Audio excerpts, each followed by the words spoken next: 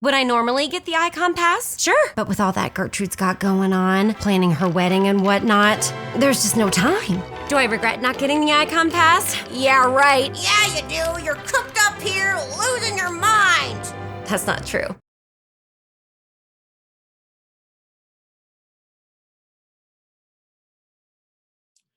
Hello, and thank you so much for having us. My name is Chris, and with a couple of my colleagues today, we're going to be discussing performance apparel and profitability within the e-commerce and digital space. Again, my name is Chris Tatum, and I am the Director of SEO Strategy at Visiture. I am joined with Will Perkins, our Director of Performance, and Gregory Zakowitz, the Director of Content from Omnisend. We are going to be talking to you about 3 topics today. I'm going to start us off talking about organic strategies for outdoor lifestyles and really breaking down how to make sure you're approaching your organic strategy in the best way possible. Then Will's going to come in and discuss paid strategies and how to really make sure you're taking advantage of the paid channel. And then Greg will sum it up with discussing opt-in channels, SMS trends, and email use cases to kind of walk you through that channel as well and how to best take advantage of those. So without further ado, I'm going to go ahead and jump into organic strategies. And the first thing that I like to talk about is organic search and e-commerce in general. When it comes to organic search, a huge pool of users use organic search when looking for products. When customers are looking for products online, almost 94% of them start in organic search. So it's something that is a huge number of people and a huge pool of people to take advantage of. So when we're looking at this, of those 94%, almost 85% of those customers will click on an organic listing in SERPs. So while we know that ads are extremely effective and a great way to be showing right at the top, by utilizing a combination of ads and an organic presence, you can really dominate the first positions on a page and take advantage of that. And of course, those organic rankings being more trustworthy in the eyes of users just because they are being ranked organically by Google and not being paid for. So it's something that's really important to make sure that you are taking advantage of and understand how to go about getting there. Now, when it comes to e-commerce websites don't naturally produce great high-ranking pages when it comes to a lot of their pages. And the reason for that is specifically around category pages. Typically, category pages are lacking the amount of content needed in order for Google to understand what those pages are about. So that's something that, without having that content, Google is not able to really understand what that page is about and index it for those related queries and searches from users. And so one thing that we like to do is really look at e-commerce websites, category pages and subcategory pages, which are going to be really strong for your site, and how we can take advantage of those and really understand what people are searching for and create content to reflect that so Google knows what those pages are about and can serve them up to users in the organic listings. Now, before we dig into really the key components of your organic strategy, I want to discuss a little bit about Google's algorithm. When it comes to Google's algorithm, it's made up of hundreds of different pieces that are changed roughly 500 to 600 times per year. Now, most of these updates are small. They typically are just minor tweaks and adjustments here and there for Google to make sure that everything is running smoothly. But there are also occasionally much larger updates we refer to as core algorithm updates that happen as well. These can concern things like the medic update that happened a little over a year ago, things like the EAT algorithm shifts that we were seeing in the last few months, as well as the big updates that are going to be rolling out in May in regards to site experience and mobile experience. Those are all important things to Google and things that they want to make more of a key component of their algorithm. Now, when we look at Google's algorithm, there's really 5 key actions that it's taking in order to provide search results back to the user. The first thing it does is it analyzes the words for the intent of the searcher. That's step 1. Make sure that it really sees what you're putting in, and then understanding the intent of what you want. Are you asking a question? Are you looking for a product, information, things like that? Once it's done that, it begins to match your search against different pages within the index and starting to rank those useful pages based on the context of both your search and the context of the content on those pages. Once it's gone through and built out those rankings, then of course it serves it back to the user for the best results. Now, that is a gross oversimplification of what Google's doing, and it's happening in a matter of milliseconds, but there's a lot of things that factor in that. In fact, there's over 200 different ranking factors that Google is taking into account when indexing site pages. Now, with that, there are some very influential key pieces of that we like to really focus on and discuss in order to make sure you have a good foundation and really appealing to those proper parts of the algorithm. And this includes things like backlinks. Backlinks are, one of the core components of the Google algorithm. It's one of the things that set Google apart when they first came around, as well as on-site content, keyword relevancy, meta information, so title tags, H1s, meta descriptions, things like that, your technical site performance, and mobile site performance. These are all really big influencers for Google based on the best experience for users. And so these are things that we like to really make sure that we're looking at on top of all of those other factors to make sure that we have the best, most well-rounded SEO strategy possible. So when we look at constructing a comprehensive 360-degree SEO strategy, there's 4 pillars that we must construct. And those consist of technical SEO, on-site SEO, off-site SEO, and content. Now, all of these things kind of work together and move fluidly throughout each other. Technical is a part of on-site SEO, content is a part of both on-site and off-site SEO, but we break it down like this because there are some key components to each of these pillars that we like to focus on. And by meeting all these best practices in these 4 pillars, we can establish a really strong foundation to build the long-lasting, long-term SEO strategy. And that's what's really important. We want to be building a really healthy SEO strategy that is going to take us long into the future, that requires upkeep in regards to algorithms and shifts and things like that, but are always meeting best practices. So the first thing we're going to talk about is technical SEO. And the reason I like to talk about technical SEO first is because it is very, very important to your SEO foundation. You can have some of the best content in the world, some of the best user engagement in the world, but if you don't have a strong technical SEO experience on your website, none of that matters. And the reason for that is because when it comes to technical SEO in its barest essence, it is how efficiently Google can crawl, render, and index your site. And if Google's not able to crawl, render, and index your site, you won't show up in the search results. And if you're not showing up in the search results, you are not going to be getting any organic traffic, and you're missing out on a huge pool of people that are looking for things. And so just as a quick touch base, the things that we're looking at to really make sure you have a healthy site are things like making sure it's fast. Site speed is more and more important every single day to users. Users are easily distracted. Users want their information now, and with the advent of 5G speeds and things like that, people are not used to waiting for their information. So having a fast site, having a site that responds quickly to users to get them the information they want is very, very important, especially on the mobile side of things. Mobile user experience, mobile site speed is something that is continuously becoming a bigger and bigger part of organic strategies, and something you really want to make sure you're taking seriously. Now, we also want to make sure that your site is straightforward. It has very clear information. Each page has a very clear purpose, and that it's easy for bots to crawl. So you don't want to have a ton of things that are preventing the site from being rendered properly, such as large amounts of JavaScript or client-side rendering that doesn't have pre-render options for bots, things like that. Those can all cause crawling issues for Google. And if they, again, aren't able to crawl your site, they aren't going to be indexing your site for any of the keywords that are relevant.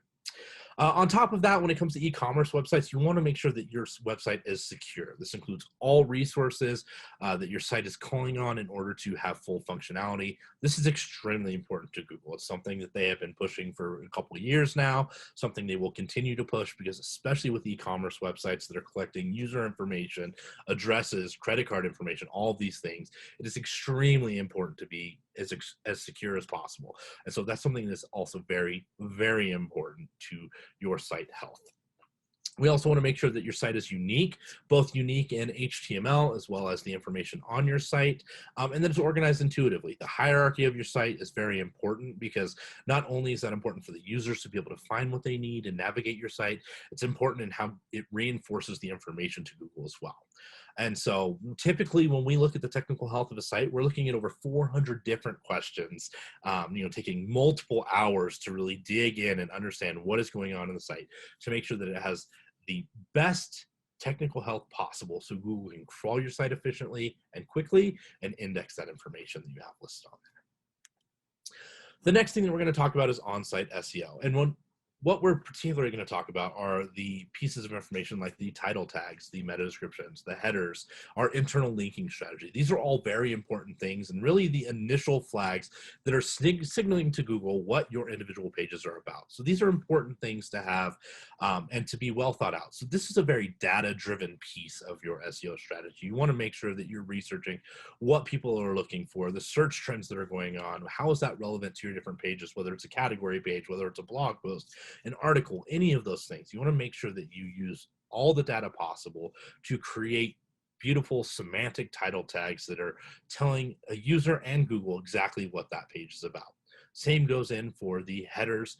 Your H1s are the core idea of what your page is about, and then you can use the subheaders, the H2s, the H3s, the H4s, in order to reinforce and tell additional information and how that breaks out within that singular topic.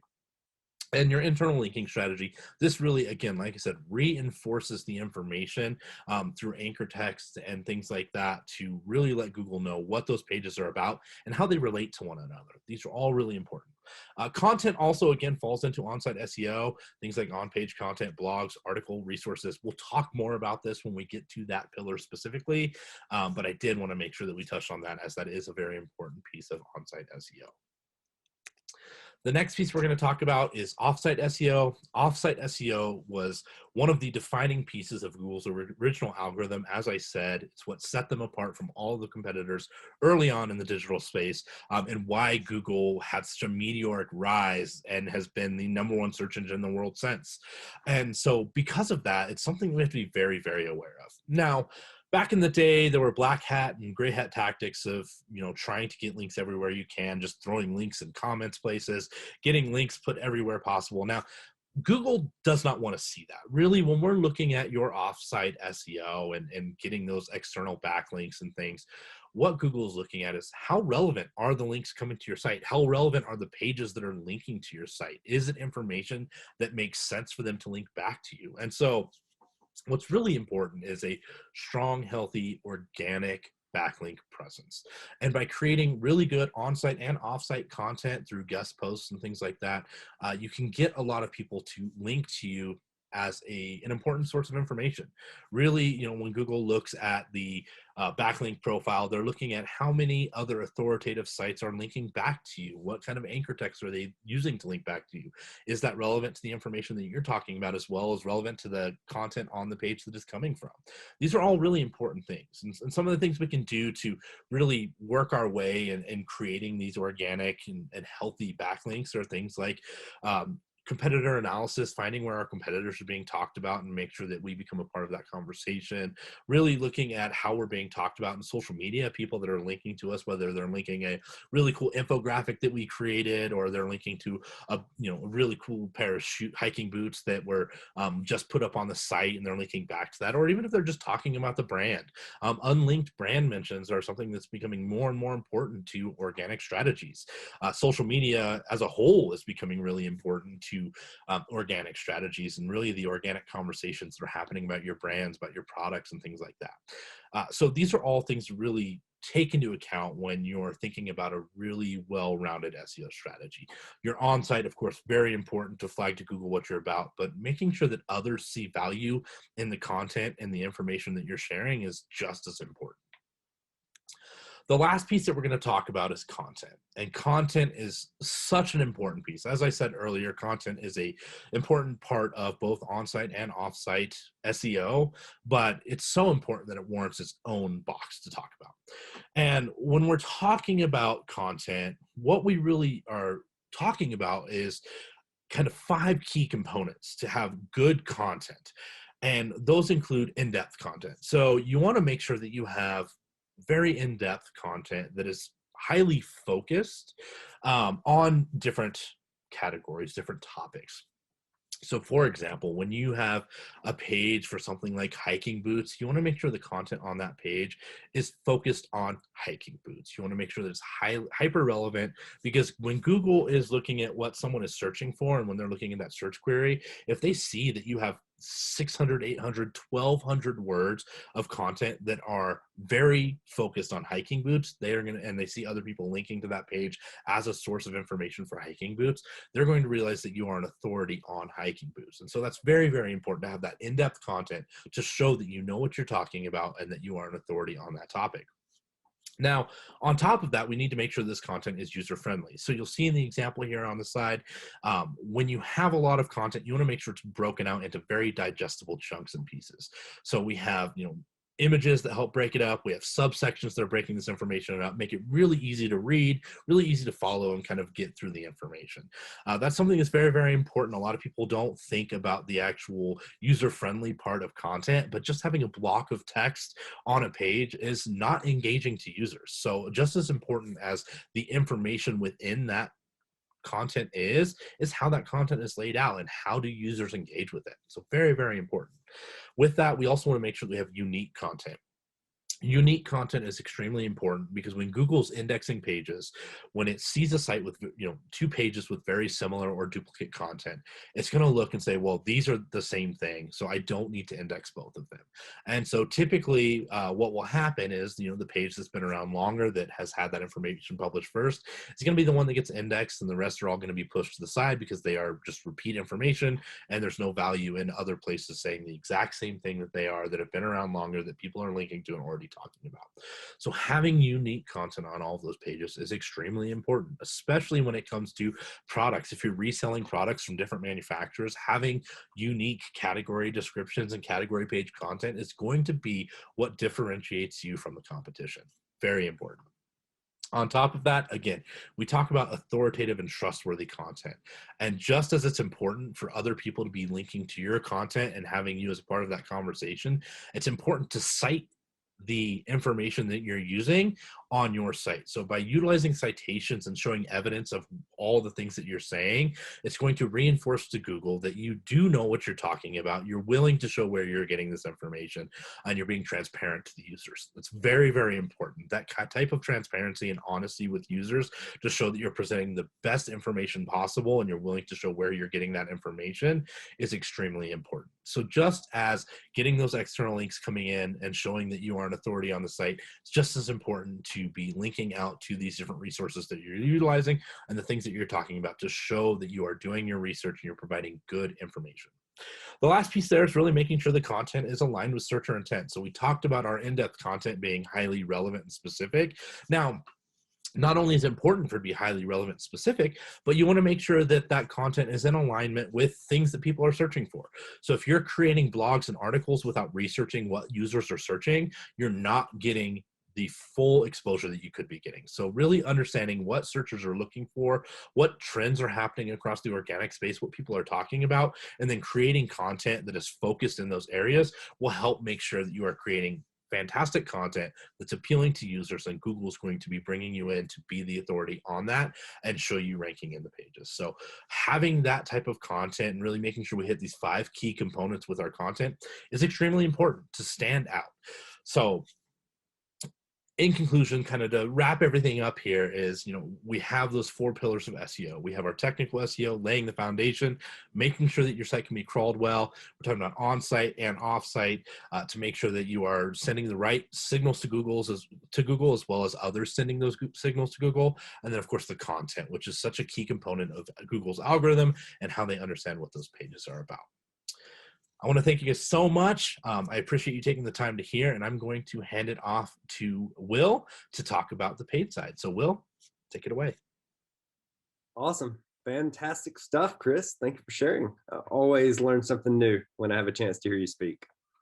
So I'm Will Perkins, and I want to talk today a little bit about activating your paid media strategies.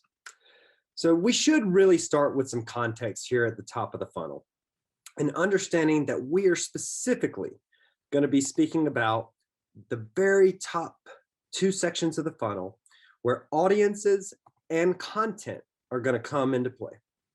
Now, most typical models are going to say you want to spend somewhere between 50 and 60% of your budget in this upper piece of the funnel. Really, this is focused on acquiring new customers and making sure that you are getting the right type of content in front of the right customer.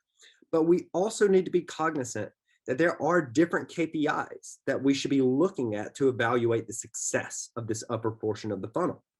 Typically, I'm going to recommend something like looking at the cost per engagement, click-through rate, or cost per view to really evaluate the success of the types of content you're promoting to those audiences. So let's talk a little bit about creating and leveraging that content. So there are really three main buckets that we want to think about in terms of producing, organizing content. So there's user-generated content, there is brand created and owned content, and then there's leveraging influencers or ambassadors for your brand. Now, there are several ways, right, that you can leverage content in each of these buckets. For user-generated content, consider just asking, right, some of your current customers, whether you're making an offer such as a giveaway or a charity donation, or some type of reward or discount or promotion for contributing to that user-generated content. In terms of brand owned and brand created, just ensure that that content you're creating is relevant, it's helpful, it's honest, and it's creating value for that prospective customer. Some of these pieces of content can be educational, how-tos, tips and tricks, outdoor exploration ideas, really relating the brand to the outdoor space and ensuring that you're creating value and insight for that prospective customer. And then you can also utilize influencers and leverage their pre-built-in audiences. So let's talk a little bit about influencers. So it's important to really develop partnership with different size or levels of influencers. So you have your micro influencers and your macro influencers. I always encourage a good mix that's tilted towards micro as they have more loyal audiences. But it's also important to identify influencers who are really best to speak with authority and speak with high relevancy. Ideally, these are people who use your product already or your service.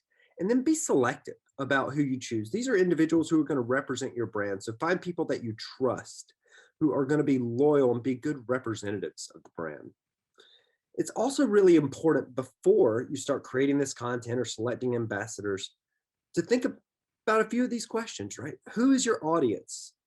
What do they do? Who's best to speak to them? Can the brand be aspirational? Can they inspire that audience in an authentic and honest way? Is there a particular area that your brand has more authority that you can speak to or leverage? And are there specific key or overarching messages that you really want to convey? I want to take just a moment to look through a few of these brands who are doing this incredibly well. So starting with REI, I do think REI has a good mix of user-generated content, aspirational content, lifestyle content, while also mixing in some of that product-focused that is related and relevant to the audience that are engaging with that particular lifestyle content. Now, Patagonia, on the other hand, takes a very different stance. They are going after kind of really the most environmentally active audience, and they're really making a bold statement about, we aren't focused on marketing our products. We're marketing causes and environmental causes that we believe in, that they believe resonate with their audience. And then lastly, Fjallraven. So they actually do a really good job of mixing lifestyle content and product-focused content. They're really integrating, right, their products into that aspirational lifestyle sort of ad engagement. Now, I want to talk a little bit about utilizing and testing and delivering some of this content to the right audiences. So one of the ways that I like to test some of this content is using multi-tile framing. This gives you a really eye-catching opportunity to present that lifestyle imagery and product imagery together. It can also give you additional real estate that you can include text, right, that is more descriptive or can be promotional based. Think also about testing this type of content across two different audience types, those new prospective customers and those customers who are already become customers that you are reaching out to again, right? Trying to make them repeat customers or loyalists. Here's just a quick example of how you could think about utilizing content and reaching really a prospecting audience and a retargeting audience. So if you look at the two images on the left, this is a first-time engagement with an audience. We are looking at introducing them to the brand, very lifestyle focused, but product mix in that content. And we're offering them 10% off. For those who engage with that ad, if they do not purchase, we're going to then offer them 20% off. If they still do not convert, then they're going to fall into a new audience that is being tested against more lifestyle and video content that's really reinforcing the value proposition of the brand's mission, and more detail about the benefits of the product. Quickly on audiences, right? We have all of this great content that you're going to be developing, but we have to make sure it's delivered to the right audience and in the right way. So a few important things to consider, right, is the audience interest, right? Are there things that are outdoor activities that are crossover activities, right? If someone likes mountain biking, do they enjoy hiking, right? Are there multiple uses for your product or ways that you want to represent your product in kind of crossover outdoor activities? You can also think about targeting connections of people who are in your core audiences, right? People have friends with similar taste and interests. So it's a good opportunity to test expanding that reach to their close friends. Also consider re-engaging those who have engaged with your content and the types of content that you're going to deliver, right? If it's going to be more product focused from what someone may have originally engaged with, if it's going to be more of a action-based retargeting effort where someone may have added an item to a cart but abandoned that cart, that's probably an opportunity to insert more product-focused content and promotional content. And then also, I would strongly encourage everyone to create lookalike models off of their best customers. So if those are repeat customers or top spending customers. And lastly, I want to talk about making sure that we also place that content not just in front of qualified audiences, but in terms of qualified locations, in terms of high quality content that you can associate your brand with. There's a number of industry articles and outdoor blogs where they're within networks that have available space and inventory where you can associate your brand with this high value content. Now, I would encourage you testing product centric sort of imagery or content versus lifestyle, and making sure that you're taking that different types of content and testing it across different types of audiences.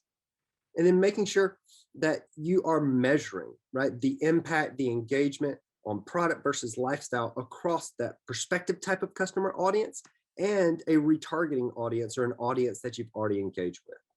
Now, so we've discussed creating content, leveraging content, testing, measuring, and targeting that content. Now, Greg's going to jump in and share some new trends that we're seeing in the e-commerce space.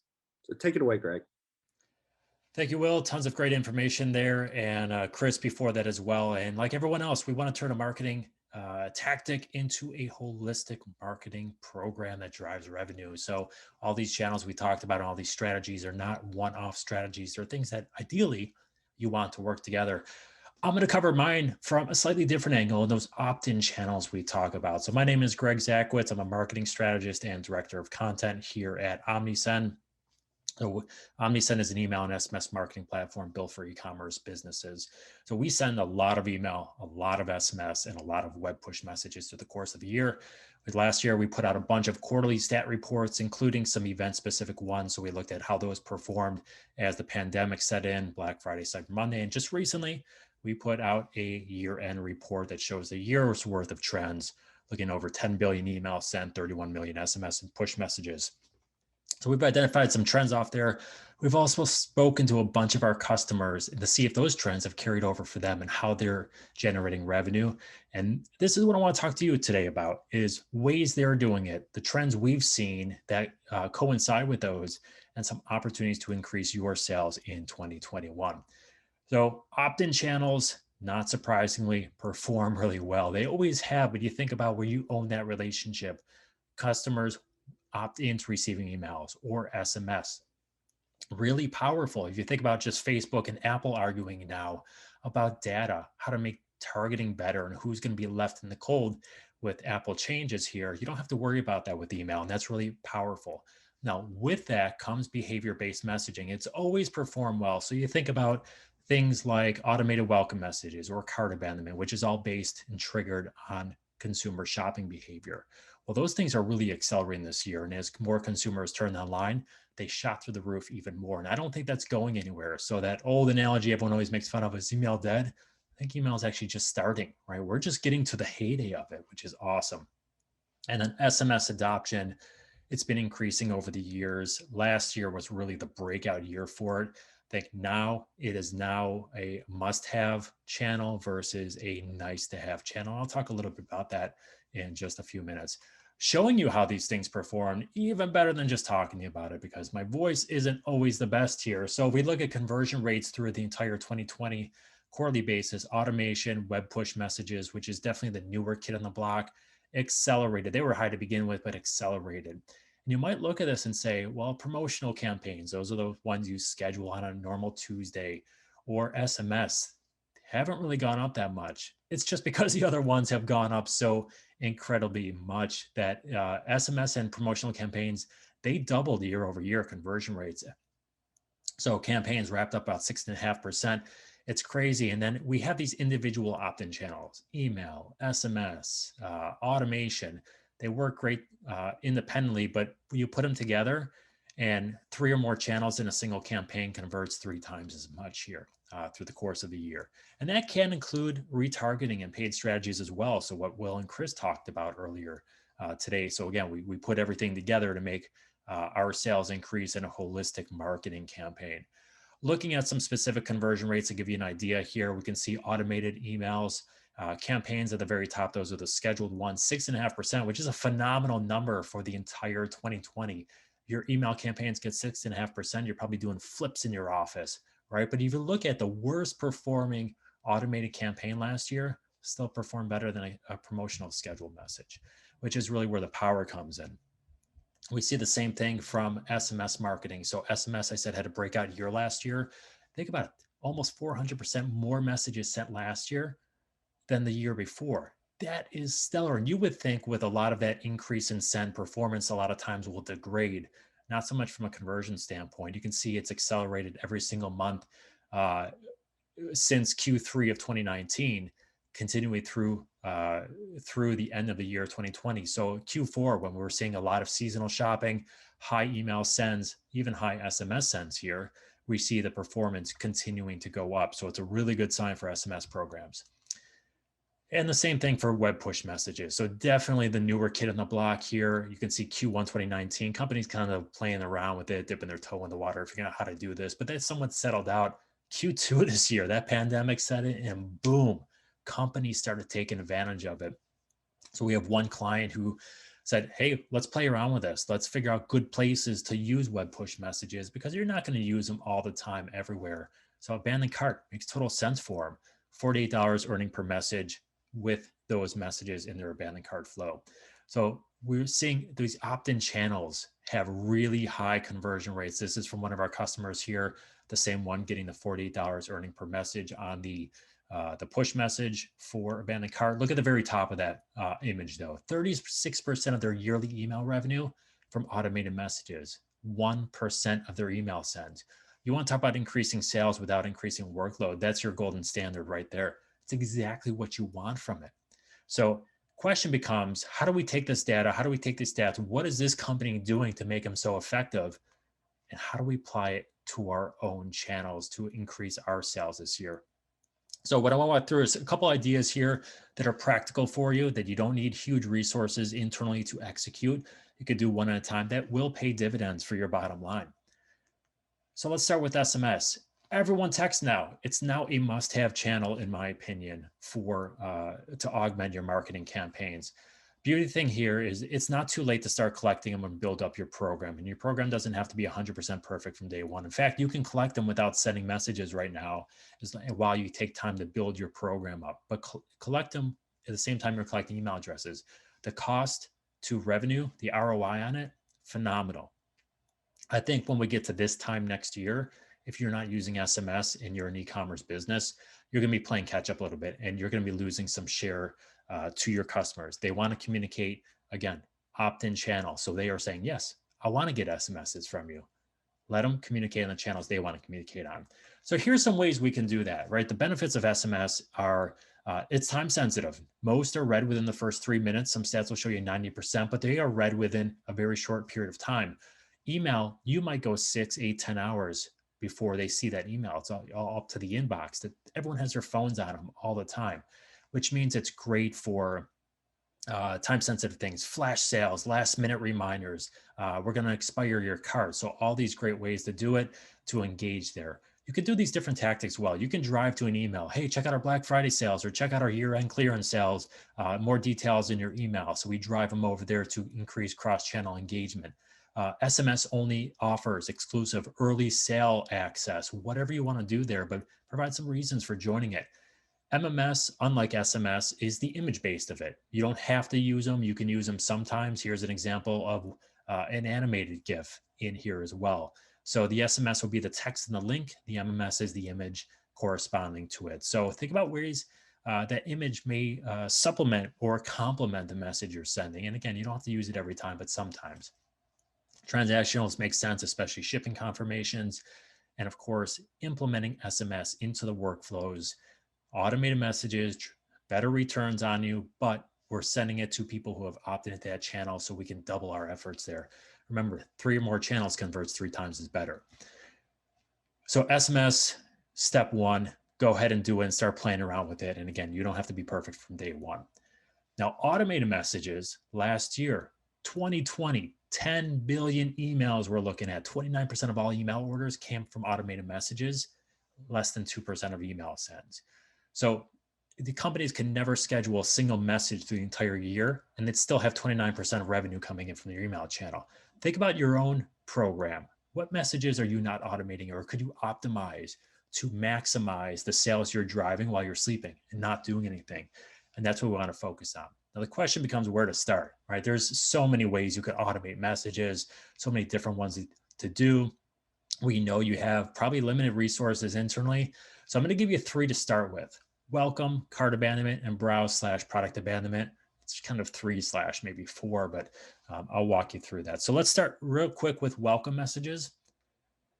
You can see the performance in 2020, 52% conversion rate. Now get out of town. That is ridiculous for the course of the year. 12% of all email conversions off the welcome message, but we have high intent customers. So we do. We send it, we automate it, we try to optimize it. We create a series if we need a series, but we can also combine channels here to make the messages more relevant. So you can have a welcome message, a follow-up SMS message. You could have the SMS serve as a last chance reminder if they didn't convert.